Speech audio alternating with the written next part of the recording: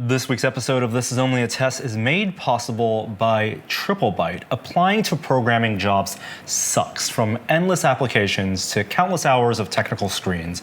With TripleByte, there's a better way. You do one online interview, and then you go straight to final interviews at hundreds of companies, from tech giants like Dropbox to exciting startups.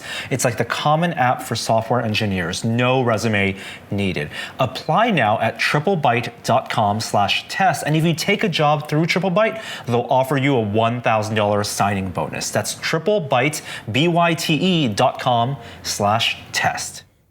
Hey, let's start the show. For Thursday, March 21st, 2019. Welcome to This Is Only a Test, the official podcast of Tested.com.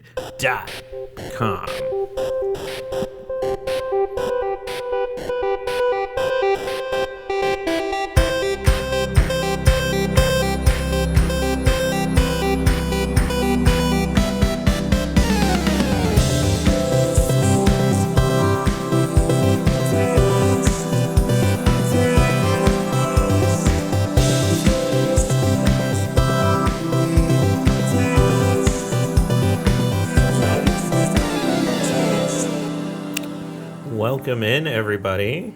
I'm your guest host, Kishore, this week, along with my other guest host, Jeremy Williams. Hi, Kishore. How are you? We're going back to the DuoCast. It worked once. What could go wrong? We skipped an iteration of the DuoCast, but it's fine. We're back. Norm is on location shooting something for some project that we don't really know that much about. He's on assignment in Austin. He has tweeted that much. Oh, really? He's even asked for suggestions about other things he might be able to see in Austin in terms of projects people are working on. So if you know of any, tweet him. Yeah, you should definitely do that. I'm a big fan of the bats in Austin. Do you know about the bats in Austin? Yeah. No, I don't know about the bats. There are all these bat caves through that part of Texas, and I don't know if this time of year is good. I think it is. They have, big migrations at night where they emerge from the caves to go foraging for insects. And so there are these spectacular displays where tens of thousands of bats come swirling out of caves. You're making that number up. No, I'm not. There's a famous bat cave near a bridge in Austin. A famous bat cave. Yeah. This is great. Wow. I think it's called Wayne something. Yeah. I can't remember what it's called. Welcome in, everyone. We're going to have an abbreviated version this week because we're recording a little earlier in the week. Everybody listening, everybody watching knows how long the show is. We're the only ones that don't know how long it is. Oh, that's fair. Yeah. That's fair. They have the numbers right in front of them. Yeah. Well, you let us know how long the show was, because we don't know. But we're going to try to have an abbreviated version because we have a lot. We're recording earlier in this week, but this week is going to be jam-packed. My friend here, you're going GDC solo. Me and Gunther are covering GDC, the Game Developers Conference here in San Francisco. We've covered it in years past with the help of Norman Chan. He decided he wasn't interested this year. Oh, yeah. That's how it went down. Yeah. And so I was at the Oculus event yesterday, and we're going to spend this afternoon back at the show, and then all of Wednesday seeing a bunch of new things. So we're actually recording this Tuesday morning. The show will go up Thursday. So after this podcast, I'll know even more. So if you have a time travel machine, you should go back to yesterday and say hi to Jeremy at GDC if you're there. But we have a non-GDC top story, shall we dive in? Yeah, let's roll into it.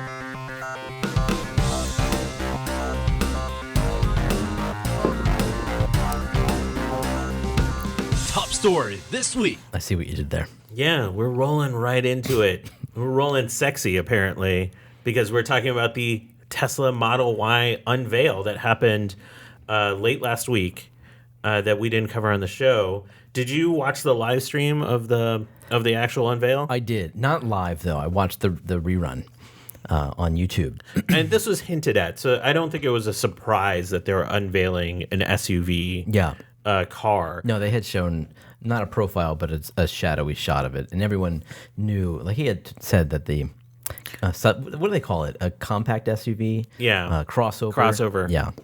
So I have two questions. So first of all, what did you think of the car? We should start there. I think it's a beautiful car. They make beautiful cars. What do you say?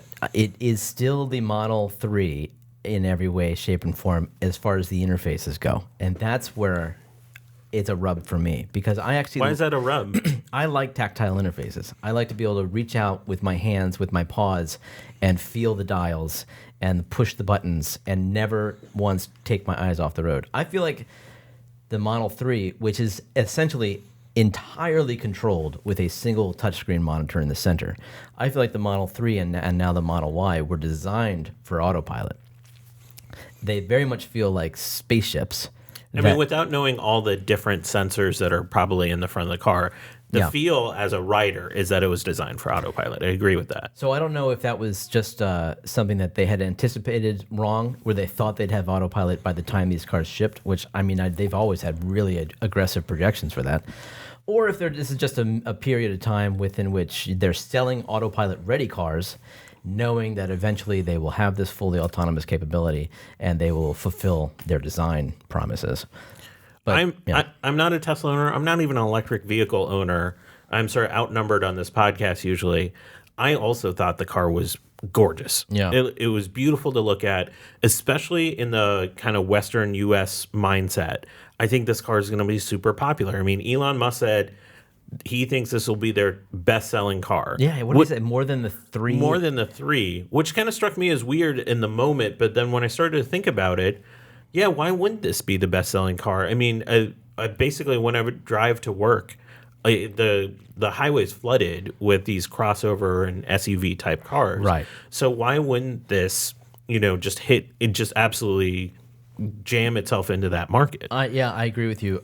Norm has a different opinion on that. Maybe he's biased. I don't know, but he thinks the 3 is going to be the flagship. I think he feels like it'll outsell the Y, but that is remains to be seen. I can't wait to hear more on Norm's opinion on that when he gets back. I don't know about that. I mean, you're right. The basic specs of this car are basically the same as the Model 3. It isn't much different in terms of its overall numbers. There's plus or minus 5% here or there. And the interior design, although there is a third row now, which so the big difference is that the interior of the car has 50% more cargo space, and it has third row seats and all of that kind of stuff. I was shocked. It has a starting price that's only $4,000 more than the Model 3. So its starting price is what, $39 instead of $35. Now, this isn't a number you're actually going to get the car for. We'll just get that out of the way right now. We know that all the add-ons and features and colors. You're not going to get the base mileage car most likely. With all of that, and then that car, the base model car, you probably won't get for 2 years anyways. So I look at it, though, if you're sitting there and they're both available, do I upgrade for $4,000 to have more space? That's really not that much money if you're sitting, because when you go to a normal gas-powered car lot right now, the difference in price between that SUV-style car and the sedan is much more than $4,000. Yes. I think it makes a lot of sense. You're right. However, there's going to be people out there who want a sports car, and that's the Model 3. I mean, or I'm sporty in my SUV. What are you talking about? You are sporty, Kishore. I don't want to take that away from you. You have a hybrid, though. I don't. I have a gas guzzling SUV. I thought that was the hybrid version. No. Nope. I always thought better of you. I think there is a lot of concern that this is a big bet for Tesla, and we don't know how it's going to be received by the market. I think this is going to do super well, though. I do too. I'm not worried. I'm not worried for Tesla. There was that period of time when Elon was on the social network saying that times were dire and that they needed a cash injection or else the company was going to go bankrupt. And that seems to have worked itself out. And the Model 3s are now shipping in volume, and everybody seems to be relatively happy with them.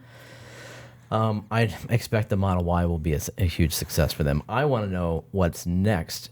Do you think they can make a cheaper car than the Model 3 ever? Do they need to? I mean, I understand there's a bottom half of the market that they aren't touching right now, and that there's a lot of cars that are, $20K and under that are the bulk of car sales in this country and abroad.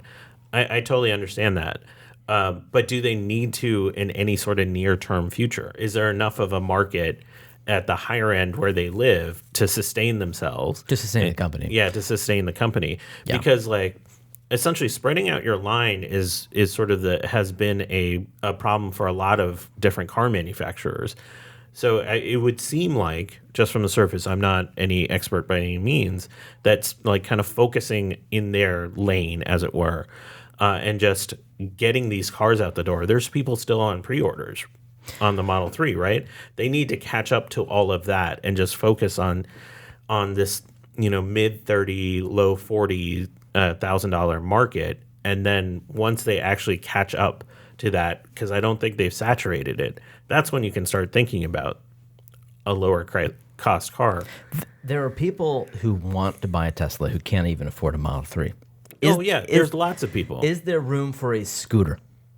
Not like a I get what you're saying. Scooter, but like a kick scooter. Just give me something with the word Tesla on it that's battery powered that I can ride. I guess like if we were having the same discussion, but we were talking about BMW or Mercedes-Benz, Yeah. what would their reaction be? They'd say, no, that's just not who we are. Like, we're not trying to sell a $20,000 car. Harley Davidson said they'd never make an electric motorcycle, and they have. Yeah, but they still charge Harley Davidson prices for that electric motorcycle, right? That's all I'm saying. That's a fair point. So beyond the actual car, what do you think of the announcement? I think Elon did his thing. It was quick, right? Yeah. He brought out every car. They started with the beginning, with the Roadster, the modified Lotus, and they brought out his car, serial number 1. And then they brought out the Model S and the Model X, and he gave a little recap of the design problems they hit with each one and the aims and the goals. My only disappointment is that his car I couldn't see like nicks and scratches. It would have been just so much more like personal if you'd be like, and that's when I hit the pole at the at the charging station, whatever. Right. It looked pretty pristine. Yeah. And before they brought out the Y, they brought out 2 other cars. They brought out the new Roadster, which, God help me, that is the most insanely beautiful car. And the price reflects it. Yeah. And then they brought out the Semi, right? I don't know how you do that. You just bring it out. They drove it right in. Also, in a very interesting car, it's got a center seat in the cockpit. Yeah, and I'm not a truck driver, but I imagine that actually has a lot of utility from a long haul trip kind of perspective. I would have thought so, but I read reports from truck drivers who said they wouldn't want that. Oh, really? Yeah, but maybe they just haven't tried it yet. They've knocked it before they tried it. I don't know.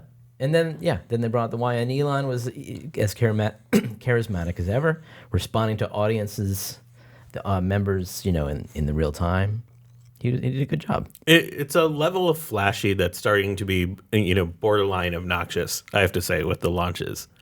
Like this Friday night, it's a party vibe kind of going on. It always struck me as weird, but more power to you. And then everybody gets a 15-second test drive. Yeah. I mean, it's like, what's the point of the 15-second test drive? You don't actually learn anything. The sexy thing, do you know this? Yeah. That was so You saw that coming, right? So dumb. No. You didn't know, like, the whole thing, like, this is years in the making. Oh, really? The Model 3, he wanted to make it the Model E, but he even referenced this in his talk. Like, Ford said, no, thank you. You can't do that. And then they made it the 3, which is, elite spelling for E. And it's so grown-worthy. Oh, I thought you were going to say so grown up, sarcastically. No. All right. Yeah. Well, let us know if you actually pre-ordered a Model Y. I have to admit, I was slightly tempted, but I'm just not in the market yet. I know someone who's considering it. Oh, would that be yourself? Nope. Oh, nope. What about you? I'm just not at the point of buying a car. Like, I think that's the hard part is like, I'm never going to buy a car until the point where I need the car, right? You know what I want? I want full autonomous. And so I think I'm going to be very happy with my Bolt until Tesla pulls that off, and I'm going to see how it goes. I'm super pessimistic that full autonomous is, even if the technical capabilities are there, our rules and regulations of the road aren't going to be caught up. So you won't actually be able to use it outside of like highway drives. And Elon made that point. He said, we'll be feature complete this year on fully autonomous, which is a great thing, means all the cars will be ready to go, and then it will just be up to the governments to pass the required laws. Great. Then you basically have an iPhone, but you can't connect to the internet. That's basically, that's what you have. It's real pretty. It can do like text messages in the best way possible. Mm-hmm. I would wait if that's what your dream was. Yeah. Well, that is my dream, and I am waiting. I think we might play an ad now. I know it's an odd time, but we have a couple this week. So let's hear a word from Norman Chan. Before these guys continue along with the show, I want to let you know that This Is Only a Test is also made possible by MailChimp, an easy-to-use marketing platform with a name that might make it sound like they only do email, but they do just about everything to help businesses grow. With email, ads, postcards, landing pages, audience management tools, automations, reports, and more, you'll know you're doing marketing right, because growth looks different to everyone. So MailChimp helps guide you to make the right marketing decisions for your business. You can create a customer list, connect an online store, test an email variation, or analyze a marketing report. MailChimp understands business owners would rather focus on their passion rather than focus on marketing, so they've automated the marketing process to make it easier for you to get back to doing what you love. MailChimp started off by doing email marketing, but now they do so much more. You could say they outgrew their name, and now their marketing tools can help you do the same. Go to MailChimp.com to sign up for free and see how MailChimp can help grow your business. MailChimp. They do more than mail. Now back to the show.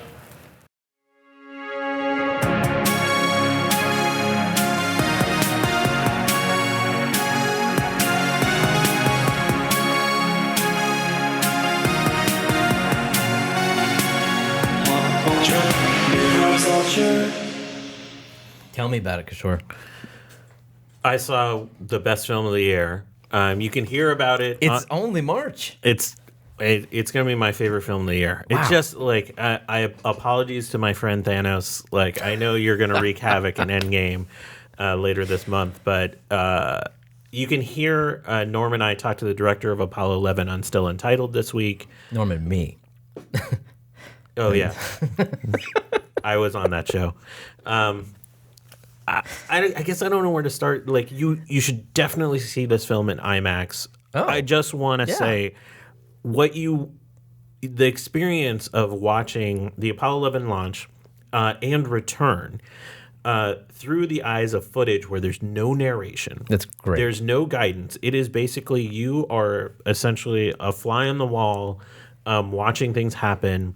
The footage looks fake. It is so realistic Now, looking. wait a minute. How did they do that? So there's they worked with the NASA archives and they uncovered unseen footage in cold storage that was shot on 65 mil cameras that had never been digitized before. So people probably hadn't seen the footage on these film canisters for 40, 45 years. And they digitize them. And because it's 65 mil, it's not quite IMAX, but it is stunning. And so they worked with a restoration company that built a rig that essentially digitized it on a bed of air instead of like the kind of like turning kind of mechanical way, because it's Apollo 11 footage and you can't put mechanical stresses on that film. But they digitized it. And it's because it's footage that hasn't been seen in 40 years, you're seeing totally different viewscapes, and they kind of tracked the filmmakers that had shot with these things, and they brought in filmmakers, and so the framing was done really well and artfully, and so you see the Saturn V launch in a view you've never seen before, and it is towering above you. You don't just see the clip of it rising where USA goes by you as the towers fall away. Yeah. You see the whole Saturn V in frame take off. And I started crying immediately. Like, I actually think the best scene, and it's one I think Adam will appreciate the most, like very early in the film, is a scene of them suiting up, all three astronauts, and it's just quiet. Like you can hear like some of the cross chatter and stuff, but there is audio. Yeah, there's audio, but there's just not much going on, and you just see them just sitting there, going through the paces of what is going to be like one of the greatest moments in human history, and just sitting there and getting ready and double checking and triple checking. But you can see they're just trying to like chill out. Then there's the kind of superhero stuff. Like you would hear radio chatter about their heart rate coming through. And I actually used my watch to get my heart rate as I was watching the film, and it was greater than all three astronauts as they're flying to space. It's just monumental. So wait a minute. Is the footage that they've found all from Earth, or is it also on board Apollo 11? They didn't find new footage from aboard Okay. the ship, but you see more of it because we always see the going. We see them getting off of the lunar lander. Yes. But you never see them coming back, which is like a giant thing. And the stuff on the way back is earth shattering. You hear them playing music on board. On the capsule? Yeah. The lunar They had lander. many cassette tapes, and so they're playing music, and they Like their own mixtapes. the audio engineer on the film, the producer, it's really in the background. He was able to sort of pick up enough to track down what the actual track was. Yeah, he Shazammed it. Yeah, essentially. And it was a folk artist by the name of John Stewart, and he's passed away, but his widow lives here in the Bay Area and came out to one of the screenings last week. Did she know that his music was played on the moon? I don't think so. Holy cow. Well, it was played in the order on the way back, but I think not on the moon, just in space. Let's get this right. I also think so those moments when they're playing music, and then there's this moment where Neil Armstrong thanks everybody, thanks everyone on the mission. Wow. You don't hear that normally when you go to this. And to have it be presented not in this like grandiose Morgan Freeman narrating you the whole way. Yeah. That kind of direct experience as much as it is. Is there music? Is there a soundtrack? Yeah, the sound score is amazing. They only used music equipment that was from that era. Oh. And then the stories from the flight control, how they sync the audio there is some of the most just insane audio engineering I've ever heard. They had a 30-track recorder for in the flight control room, so everyone's feed, like as they're in their headset, saying like, Roger, was all recorded separately, but it wasn't tracked to the video. So some guy has spent most of his adult life syncing up the audio to the video. Wow. To get just everything right, and it was a totally a mind-blowing experience. And I'm a huge Apollo 11 nerd, so if you're not into like that stuff, this may not be your favorite film of the year. So the film tracks the launch to the return. Is it basically the journey? It's 9 days from beginning to end, and I think what better way to celebrate the 50th anniversary? You can hear our Norm and I's conversation with the director on Still Entitled, as I mentioned, where we get into a deep dive of like the making of and behind the scenes. But if you can see it on IMAX, I think it's going to be played on CNN later this year, and then a 45-minute version is going to end up in museums around the world, and I'm sure it'll be released on Blu-ray. From science to science fiction, your favorite Guardians of the Galaxy director is back in the captain's chair. I think he's the only Guardians of the Galaxy director. James Gunn was reinstated by Disney this week to direct Guardians of the Galaxy 3 while still maintaining his directorial debut in the DC universe. It's too much. As he reboots Suicide Squad. So first of all, Suicide Squad needs rebooting. So thank you, James Gunn. Any qualms about this? No, I was never in favor of his firing to begin with. And not that I mean, whatever. There's people with stronger opinions than me, and I'm happy to defer to them. But the tweets that he had tweeted were, they were certainly in bad taste at yes. best. Yes, and but it was a long time ago, and he didn't hurt anybody. And I understand that there's people who have a sense of humor that can be warped at times. Mine can be warped at times. If you heard the things that I say in my head, sometimes you probably wouldn't want me on this show anymore. So fair enough. That's as far as we're going with that. I think people say that about what I actually say on this show too. So I feel like it's a triumph for that series where I think he's told great stories for him to come back and just have an opportunity to sort of he had a lot continue of support. it. I don't know if it would have happened without that support from the cast. I think the cast kind of pushing the issue is why he's returning more than anything else. Mm-hmm. Hopefully, I think this gives Disney some courage to fight off these kinds of attacks in the future. I think having the audiences have any sort of dictatorial say on who's directing and why they're directing is a very difficult thing, because if Star Wars is coming next, like that the fans are already unhappy with what happened in 8, but I kind of don't want the audience to have that much say in what the story looks like, and more importantly, who is making the story. I do wish, the only regret we have is I think Disney and Marvel would do better bringing in more voices as the MCU continues to expand. They do that as new franchises emerge. You don't feel like there's... I saw a round table on the DVD for Infinity War, yeah. And there was a lot of directors at that table. Yeah, but basically they're doing it as a new character emerges. Yeah. And I think you can do it within the character sets, too. Like, I'm not convinced that James Gunn needed to do Guardians 3 to do the Guardians story well. I just like, Guardians 1, number 6 on my MCU ranking list. That's pretty high. I've seen your list. It is pretty high. Guardians 2, not as much. It's not holding up for me. There's a lot going on in Guardians 2. I don't understand. Anytime when you're like, hey, here's the main thrust of this story, your dad is a planet. Yeah, you're gonna have some weird you're gonna have some weird situations. On to more movie news. A trailer dropped. Kind of an unexpected trailer. The Toy Story 5? 4? Where are we at? 4? It shouldn't be that unexpected. It's out like next month. Oh, really? Yeah. It's I'm a Toy Story nerd, as you are an Apollo 11 nerd, and I love the first 2 Toy Stories. The third one is the biggest grossing film for Pixar, as far as last I checked, in their history, but it's not my favorite Toy Story film by any stretch. I always felt like it was...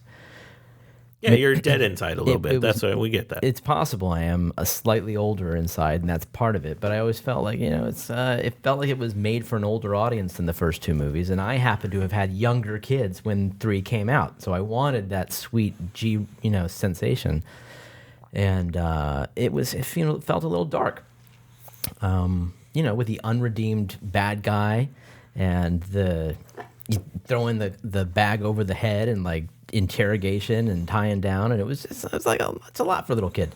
Anyway, Toy Story 3, not my favorite. So I was kind of going into 4, like what's this going to be? And then they had the teaser that dropped with the spoon, the spork.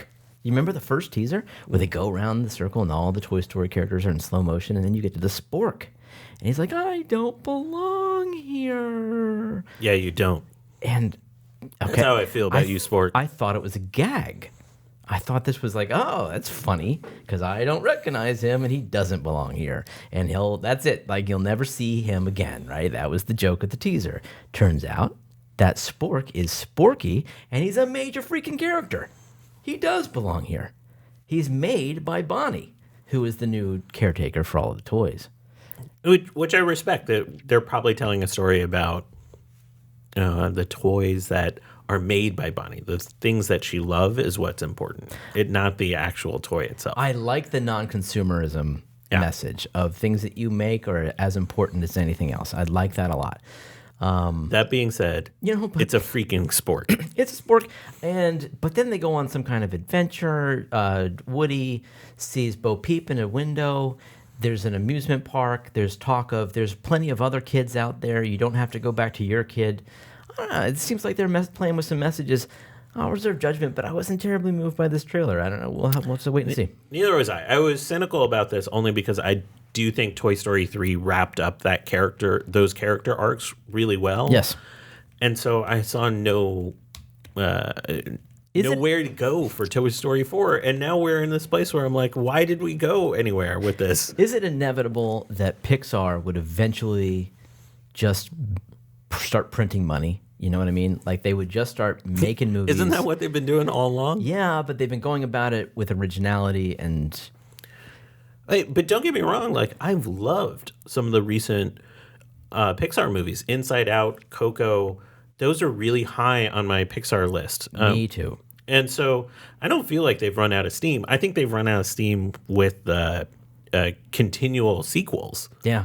And because I don't want to see a Cars 4, I'm kind of done with Mater. The thing is, like, the story I heard was that Disney insisted that God, the director of Finding Nemo, Stanton, make a sequel to that in order to do the live action film, the Mars movie.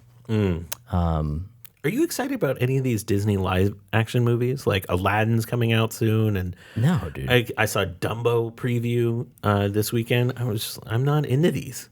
Lion King maybe, because I could imagine that being just kind of spectacular in a David Attenborough kind of way. I was too old for those movies.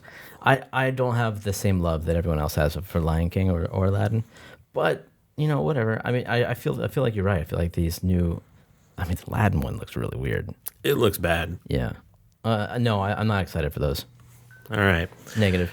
That's going to do it for our abbreviated pop culture. It's possible those movies aren't made for us, Kishore. I'm just What? All things have to be made for me. All things. That's going to do it for our pop culture segment. We have another message from Norm. Sure. Hey, before we move on to the next segment, I want to let you know that This Is Only a Test is also brought to you this week by Kaavo. Clean up your remote control clutter with Control Center by Kaavo. Control Center simplifies your home theater so you can control everything connected to your TV with one easy-to-use remote with voice control. Plug in your streamer, your sound system, cable, or satellite, or even your game console, and Control Center does it all. Don't waste time fiddling with different remotes or weeding through messy search results to get the content you want. One universal voice remote controls it all, so just say what you want to watch and let Control Center handle the rest. In fact, you can enjoy every second of couch time and easily switch between content without moving a muscle. Let Control Center take your at-home entertainment experience from stressful to simple and enjoy what you want when you want it with ease. I've been using the Control Center by Kaavo at home, and my other remotes, they're sitting in the drawer underneath the TV because I don't need to use them now. Shop now and get 40% off Control Center with a promo code TEST, T-E-S-T. That's $59.95, 40% off the regular price of $99.95. A service plan is required, but the first 45 days are free. Control Center is available at caavo.com, Kaavo.com, and Best Buy. Control Center by Kaavo, one remote that does it all. Now back to the show.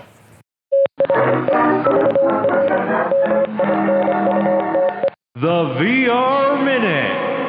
Virtual reality this week. VR Minute's a little ahead of the normal part of the schedule. Yeah. Why? That must mean there was something special that happened this week. Yes, there was an event that I went to yesterday, the Oculus GDC event. And it's really the only thing that I'm prepared to talk about this week. So let's move it up. It's you don't know anything about this. No, not at all. Because we're actually embargoed on this until tomorrow. Thankfully, this podcast won't go up until the next day. So you haven't seen any news. There's been nothing on the internets, nothing on Reddit. So we saw a few new games, including a bunch of Quest titles. Oh, okay. And a couple new Rift titles. But Okay. we did not play them on the Oculus Rift. Oh, shit. So we played them on the Oculus Rift S, Oh, okay. which which was widely speculated about since TechCrunch broke this story months ago that this was in development, and this was actually around the time that Brendan Uribe left the company, and it was never fully public. But the speculation, the talk. The rumors were that he left because he wanted to do the $2,000, like the major deal, like the one that we've been seeing at Oculus Connects, the Michael Abrash's pet project with the varifocal lenses and eye tracking and everything. But Oculus wanted to do something that was a lot more, mainstream and affordable. Well, they've followed through on the Quest, which we know about already, and that's coming out this spring. And this week they announced the Rift S, which is also an inside-out tracked Rift equivalent, and it's going to be the same ecosystem, parity with the Rift in terms of games that it runs. It will. They consider that the same ecosystem, Rift and Rift S. So talk about the experience before we get to the games. Well, the experience of the Rift S itself. Well, comfort level. Let's start there. Fine on par comfort. with the fine Rift? comfort. It is slightly heavier on a scale, but you'd never know it. It's actually made in partnership with Lenovo. So the Halo band that straps to your head is very similar to the Lenovo Windows Mixed Reality headset, and it provides great support. It's very rigid, and it's comfortable. It has a higher resolution display than the Rift. It is the exact same resolution as the Oculus Go. It is not as high as the Quest. Did you notice, as somebody that's a regular Go user and a regular Rift user, did you feel like the resolution increase to come up to the Go standard is a real valuable one? Yeah. For existing Rift users to Yeah, consider as an upgrade? That's a good question, because that is going to be the major question that people are going to ask themselves. That is the primary reason to upgrade. It is noticeable. It's also LCD, so it's an RGB striped display, which means you get an even grid of them. It's not a pentile triangular arrangement of subpixels. So if that's the kind of thing, if you notice that kind of thing and you're looking in the display and that bothers you, the higher resolution LCD panels might be something that appeals to you. And it probably will to a number of people. It also, since it has inside-out tracking, it takes fewer USB ports because there are no external sensors. Importantly, it doesn't even support external sensors. So when people were, just talking about the rumors of this device existing, a lot of people were hoping on the PC side that it would support external sensors for controller tracking to fill in the gaps. Mm-hmm. The head tracking is great. It's as it is with the Quest. It's built-in room scale. You can walk as far as the cable will go. You can't be occluded by your furniture, your desk, your chair. The external sensor won't, something won't occlude the sensor seeing your headset because the headset's doing all the tracking internally. But the controllers still use constellation tracking, where they have their IR LEDs surrounding them, and the headset has to see them in order to track their movement. And they've smartly added a fifth camera onto the headset in order to create an even wider tracking volume than the Quest has. So it has 2 facing forward, 2 facing down, and 1 facing straight up. And that creates images the whole room, wider tracking volume above your head. So they're saying that you should even be able to do tracking behind your head because those are very wide field of view cameras. I'm going to be really interested how that works in real life rooms, because a lot of the playtest rooms are typically, blank canvases kind of thing. So and not just that, but the games that they have you playing are all games that have been designed for or very well tested on the Quest. The only game category that concerns me is the echo games.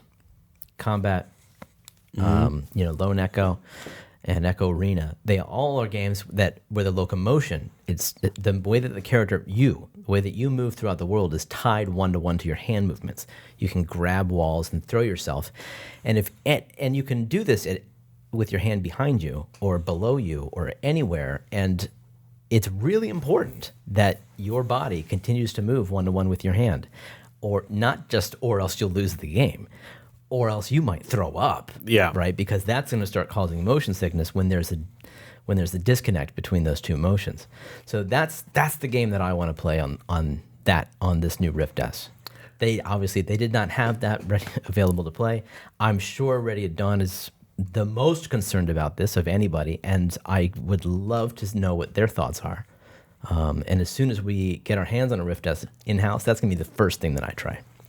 Talk about the titles you got to play and experience. Well, there's more to tell about the hardware. Oh, then please, more about the hardware.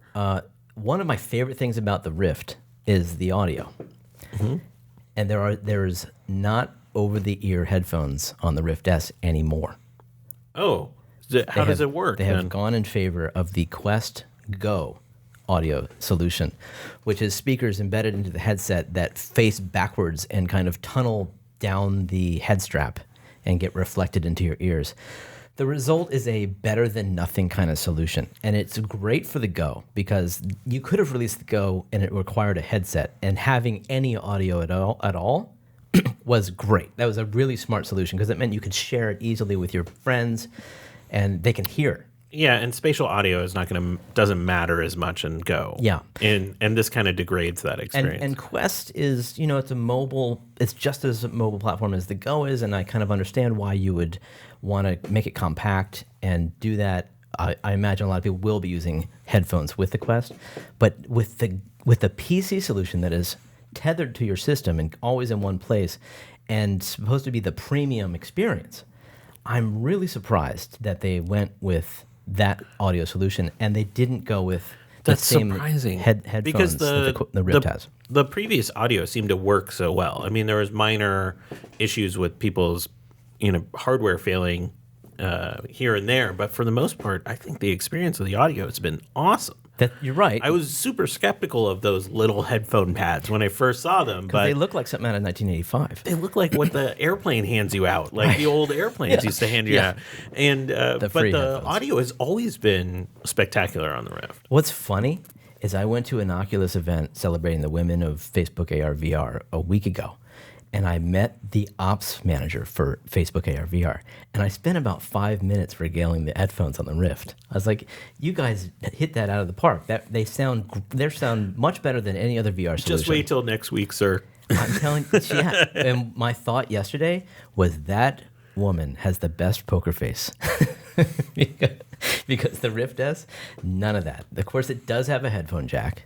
I have already ordered the headphones that were supposedly used to on the Rift, which are these COS rebranded headphones that cost $30 on Amazon.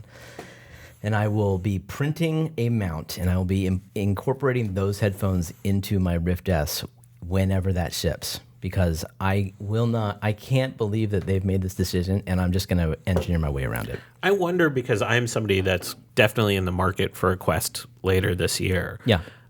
If I'm just going to start to get accustomed to wearing headphones anyways. I understand that it's not ideal given the tethering system that you have going on with the Rift S, but if I just get used to it, maybe it's going to be fine.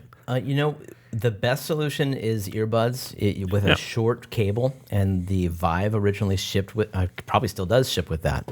But I have a real problem with that juggling act of headphones off and then headset. I don't like a two-step process to putting on and on off my VR headset. It's just something I've grown accustomed to. I like a single baseball cap on and on off experience. I think it's easier for new people to try it when they come over, and it is going to come down to a personal preference. But you're right. You can always do earbuds or headphones. It's just that two-step process. You get tangled. It's not fun. No, I get that. So now, anything else on the hardware? It's built-in room scale now. Fewer resources. That's amazing. Easier setup. It has a pass-through plus system. This is intriguing. I would very much look forward to trying this. What does pass-through plus mean? So you're familiar with like pass-through cameras into your VR. Like the Vive shipped with a camera on the front that put a window in front of you of what the camera saw. But it wasn't perspective correct. It wasn't size correct. Nothing about it seemed to map to reality. It was just a camera feed. Well, this seems like something kind of different. They've apparently stitched together what the cameras are perceiving, and they're giving you a perspective-correct stereo image of what's in front of you. At any time, you can turn this on. So you can see somebody who walks into your room. You can turn around, look at your chair, move your chair out of the way, maybe pull it up so you can sit down, find your keyboard, look at your mouse, and then go back into VR. Now, whether or not apps will be able to put this to use, I have no idea. But they're very proud of this new system. The fact that it's stereo is exciting to me. Like, it sounds like they've done it right, and I'll be excited to try that. If it's anything like, and I was going to say, if it's anything like the Dead and Buried experience that Norm and I tried at Oculus Connect, it's useful. And what we saw was much better than the Dead and Buried experience. We didn't try it, but they showed a video clip of it. Mm-hmm. So that can be a very useful thing. Everything about the Rift S seems to be, there are compromises. It's not as high a resolution as the Rift. It's worse audio than the Rift, than the current generation Rift. It's an LCD panel. It's not OLED, so you're not going to get those rich blacks that you get with the current Rift. There's certainly some compromises, but it's all been made in favor of new user onboarding, and everything that about this product seems to scream, let's make it easier for people to get into VR. Yeah, I mean, the room scale tracking is pretty amazing. Yeah. So once you test Lone Echo, I think that's going to be a real decision point. So Titles, games we tried. Tried Vacation Simulator, the follow-up from the Job Sim guys. Did that on the Rift S, and we got to see a new land. It's basically a forest land, and I like what they're doing. If you like Job Sim, you're going to like this game. There's no question Job about Sim it. is still one of those early games that haven't experienced VR. I take people to. It's fun. Yes, and this is just more the same, except it's nonlinear. Yep. So rather than being given a task to do in the shop or in the store, you can wander around these different lands and find activities to do. You collect things along the way. As you collect these memories, you can spend them to open up other things. It seems like they've taken their original concept and expanded on it, made it better and better. I'm excited to see that. I played a quest game called Journey of the Gods. This is a game that Nate teased in an email a month ago or so, which he called it Zelda-like, and they even unveiled it yesterday as being Zelda-inspired, so it's definitely in that vein. You walk around the world with a sword and a shield, and you can deflect things off your shield, and they can bounce back, so you can kind of aim it. You can attack things with your sword, or you can switch over to a crossbow, which takes two hands to do, one hand to cock, one hand to fire. You lose your shield in that case. And you defend these villagers, and you attack the bad guys, and it's all very cel-shaded, fantasy animation. But it's smooth locomotion, and it's... while the graphics themselves are built of very low polygon elements, I mean it's a quest game. It runs on a mobile processor. The magical effects, the overlay effects that they apply to those graphics to the geometry is actually really good. It's one of the better looking. You sound charmed by this game. Mobile games. Yes, I think it's going to be. It's exactly what it is. It's a charming game if you're looking for a light RPG, fun sword swinging boss battles. I think this is going to be a winner. I really enjoyed Journey of the Gods. Probably the biggest title that I played is Asgard's Wrath. And this is right up your alley. I mean, it almost sounds like a Marvel title, doesn't it? Yeah. Thor, Odin, Loki. Exactly. And so this is a Sanzaru title. It's been in development since the Touch was revealed. And it's been in development for a long time. Oculus is calling it the biggest title to be released in VR. Of all time, and it's you're playing kind of a god. And the scene that I was in, there were a couple scenes actually. I was a giant being in an ocean, and I could smash the water, and another bad god was hurling these ships at me, and I had to hit the ships with my sword. And there was a man climbing up on a mast who was helping me out with instructions, and the graphics are excellent. They're some of the best graphics I've seen in VR, and it's one of those experiences where if you see it on television, because the Rift titles are all relayed to a TV, you can watch other people play. You don't get it. You just don't get the sense of scale. And the graphics look good on TV, but when you step into this world and there's these effects happening around you, it's really different. And it struck me as being just really graphically rich, but more so once I was in the headset. Then there was this... It's supposedly like a 30-hour game, too. So 30 if you speed run it. Mm-hmm. Jason Rubin said it would take him 50, and they're averaging around 40 for other people. Wow. It is... it's definitely... there's a lot of game, and from what everybody was saying it's really hard to demo because there's real exploration and there's a lot of role-playing elements and character evolution, so it's hard to encapsulate for an event like this. So they went with the melee combat, and I can tell you the melee combat is the best melee combat that I've played in VR. It harkened a little bit to the Prince of Persia style of timing, which I always liked. Gameplay does not always necessarily have to be a reflection of what you do in the real world, as long as it feels right. Some of the commentary online reference God of War and some of its play mechanics. So Yeah, so in God of War, very much like quick time events, you got all the timing elements. But this is interesting because, like, if a bad guy's coming at you, you can do a block with your sword and simply block the thing. But then occasionally he'll do like a super move, and he'll flash for a moment before swinging at you. And if you parry that, if you actually swing back at the right time, which is not easy, like that's the interesting thing, is the difficulty of this game is what struck me most. And I lost the boss battle. I'm sure if Norm had played, he would have won it. But that remains to be seen, I suppose. Yeah.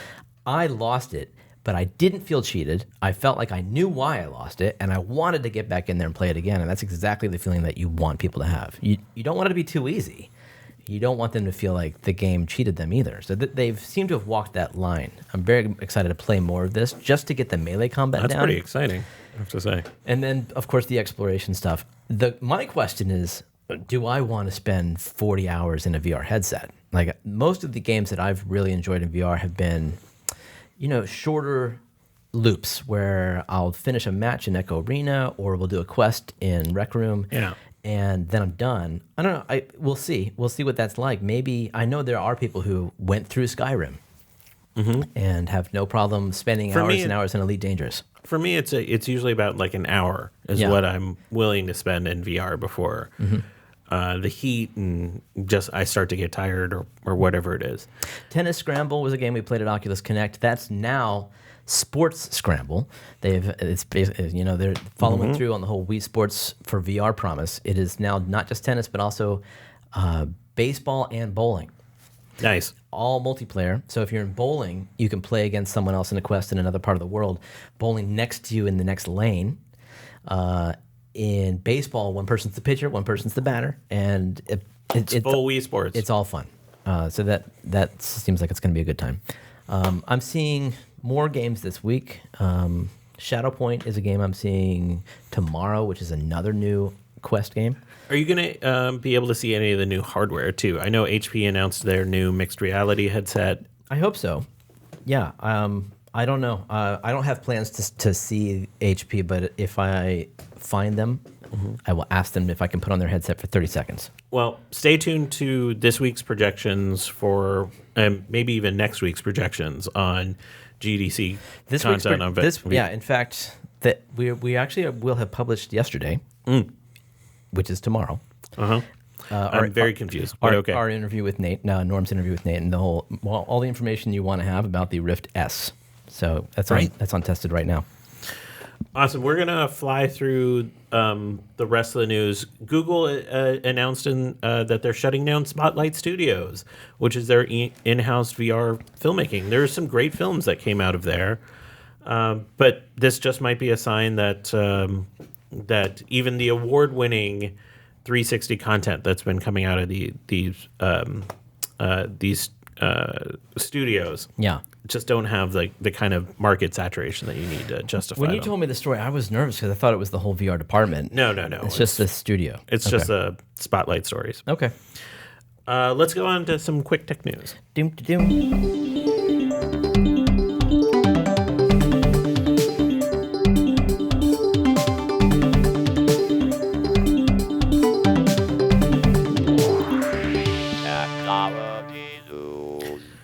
Ahead of the Apple event next week, where it's showtime. It's showtime.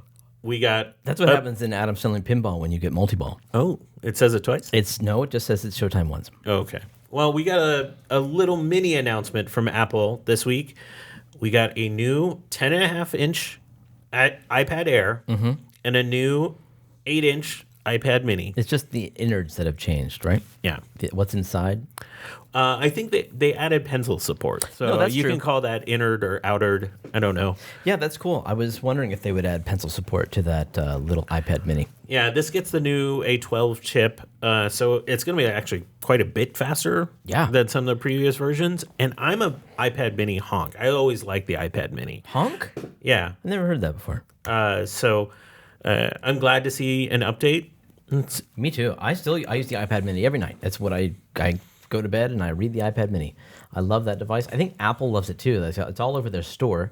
They use it to demo various kiosks. But they haven't really marketed it heavily. They were really pushing the Pro for a long time. I always felt like it was, maybe not the highest margin on it. Maybe that's part of it. I mean, when it's a $400 device, how much of a margin could you have on it? I don't know. Apple tends to like their margins. So that's fine. That's great. And for me, an 8-inch tablet is like a good size. I don't need like the 11. They're not marketing it as a Pro, though. That's interesting. Like, it still supports the pencil. But. I don't understand the naming at Apple anymore. I can't even decipher like Pro, not Pro, whatever. Yeah. I think it's great that they got new interiors. I wonder if this just means they have so much crap planned for next week. They just needed to just dump something out of the presentation. They want all of the focus on their service. That's just, they want all the news to be about the service. The streaming service, and there's going to be a news service that I think is announced next week that bundles like all of your online subscriptions to like Washington Post, New York Times, that kind of stuff. I saw some headline recently like Netflix not a part of Apple's new service. It's like, oh, okay. That would be a good way to have people not sign up for your service, I think. Like, what, is that a surprise? What are people expecting? Is that true? Yeah. Why would people expect that? I don't understand it. I don't know. Yeah. I don't know. That's what next week is about to me, is understanding their TV service. Yeah. Not their TV service, their streaming service, I guess. What it's launching with. I still am very skeptical because I don't know if there's enough content there that is going to draw me to that platform when I have a bunch of other subscriptions in play already. Any other hopes for next week? I am merely curious. I'm not. This is an odd one. Usually, I get excited about Apple products. I don't know if I've ever been excited about an Apple service. I mean, I liked Beats Music, and I became an Apple Music subscriber. That's probably my favorite Apple service. My wife had that for a long time, and then ended up canceling in favor of Spotify, which is having its own beef with Apple right now. What's There's that this about? Incredible newsroom post on Apple's site where they're basically talking about how Spotify is not playing by the rules, and they're trying to negotiate a different rate than everyone else in the App Store. It was just a giant pile of shade thrown from Apple, right, heaped on Spotify. Frankly, I think the App Store is this rigged marketplace anyways, where they're taking, 30% off any purchase, like if you have in-app purchases, Right. or That's why if you have an app for sale. That's why you can't buy Audible books in the Amazon app. You have to buy them online, and then you get the book once you launch the app. And I think that's hard for like subscription services like Spotify. Like basically you're saying to be in your store, you have to take 30% of your subscription fee. I get Spotify. It's like why they're fighting back. It's the one market that Apple doesn't control, and they're not happy with that. Yeah. Oh well. Anyways, there'll be a lot more next week on the Apple launch. One more thing. Hey, my band had a website on MySpace probably in 2000. Wait, you had a band? Yeah, and we had a whole band website with music in probably 2003.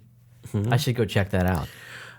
Well, so there's so many problems with that. First of all, though we had a band, and I should go listen to the music we made. Yeah. But most of all, it's the news that that MySpace completely lost all music that was on its site from 2003 to 2015. So just a short period of time.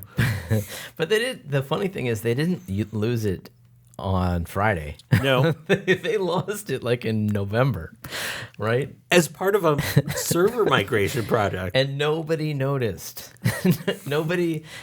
Apparently nobody uses Apparently MySpace anymore. users didn't notice. Apparently I don't have any band fans. What I feel is hilarious is they didn't have a backup. Oh, I mean, in their defense, that's a lot of backup. Yeah, well, maybe. I don't know. I mean, really, like, I didn't even know MySpace really was alive anymore. Yeah, fair. That's fair. It's probably, I don't know. Poor MySpace. Poor MySpace. Pour one out for MySpace. And for Jeremy's band, what was the name of the band? Call it Karma. Call It Karma. Yeah, I didn't name What it. kind of I didn't. music are we talking about? Folk rock. It's named for the George came up with the name. He was our guitarist, and it was named. It's a line from Ghostbusters. Oh, really? Yeah. Oh, that's very on brand then. I was always like, I think good band names are always things.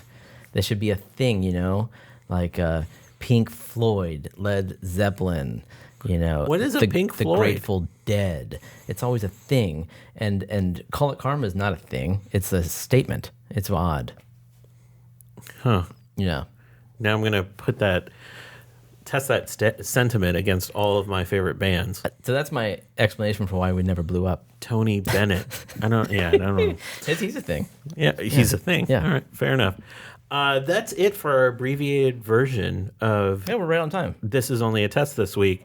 I will be gone next week. I appreciate thoughts and prayers because I'm going to Disney World and I'm going to Universal Orlando where I get to have my Harry Potter fix. If anyone that sees me there, say hello. I'll probably be standing in a line somewhere, but I'm actually pretty excited about going. I've overplanned it into infinity, and I'm going to the Void, which I haven't done yet. I'm excited for you to see that.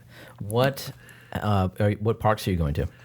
I'm going to Animal Kingdom, Hollywood Studios, Magic Kingdom, Epcot, Jeez. Universal Orlando, and Universal Islands of Adventure. You're doing it. 6 parks. That's why thoughts and prayers would be appreciated. Gosh. Like one day and everything? Or Yeah. That's wow. All right. Hence your planning. Yeah, I have it down to the minute. There's a number of things coming up on the site this week. GDC coverage, Oculus coverage of that event. Norm will be back next week with Jeremy. You're here next week? Maybe. He's having second thoughts. He's just thinking about Call It Karma music in his head and just how much they lost. Can we FaceTime you next week? I'm just going to be in a line for a ride. That's fine. No, we'll check in with you. We'll give you a call live on the show, and you pick up if you want to. Sure. All right. I'm sure I'll be in line somewhere, or I'll be if I have a butterbeer in my hand, I'll be in a good mood. All right. Out of that. Do we have an outro this week? Yeah. Here we go. Hi there. I didn't see you. Test it.